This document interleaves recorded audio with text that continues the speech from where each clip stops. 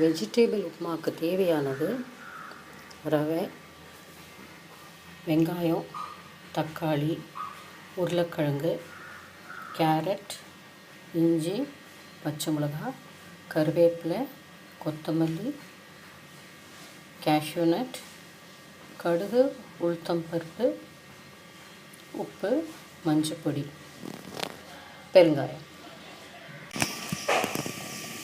Case on பண்ணிவிட்டு எண்ணெயை விட்டுட்டு எண்ணெய் காஞ்ச உடனே கடுகு, உளுத்தம்பருப்பு, இஞ்சி, பச்சை மிளகாய், முந்திரி பருப்பு, கருவேப்பிலை இதெல்லாம் ஃப்ரை பண்ணிக்கணும். இதுக்கு மேலே வெங்காயம் நல்ல கோல்டன் ப்ரௌனாக ஃபஸ்ட்டு போட்டு வதக்கிக்கணும். அதுக்கப்புறம் அதுக்கு மேலே தக்காளி வைக்கணும். வெங்காயம் நல்லா கோல்டன் ப்ரௌன் ஆனதுக்கப்புறம் அதுக்கு மேலே தக்காளி போட்டேன். தக்காளி ஒரு 2 மினிட்ஸ் வதக்கினதுக்கப்புறம் அதுக்கு மேலே உருளைக்கிழங்கு, அதுக்கப்புறம் கேரட் இது கொஞ்சம் லேசாக ஃப்ரை ஆனதுக்கப்புறம் அதுக்கு மேலே உப்பு, மஞ்சப்பொடி, பெருங்காயம் இவ்வளவும் போட்டிருக்கேன். இதை நல்லா வதங்கினதுக்கப்புறம் தண்ணியை விடுங்க. அந்த ரவை நல்லா வறுத்துருக்கணும். லேசாக வறுத்தா போகாது, கொஞ்சம் நல்லா செவக்க வறுக்கணும்.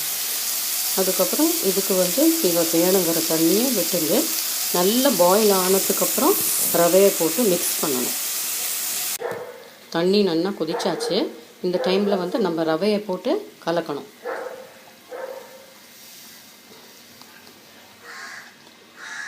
ரவையை போட்டு கலந்துட்டு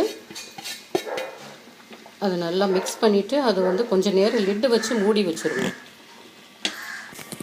வெஜிடபிள் ஆயிடுச்சு. இதுக்கு மேலே நான் ஒரு 2-3 ஸ்பூன் நெய் விட்டுருக்கேன். Cornish it with cilantro.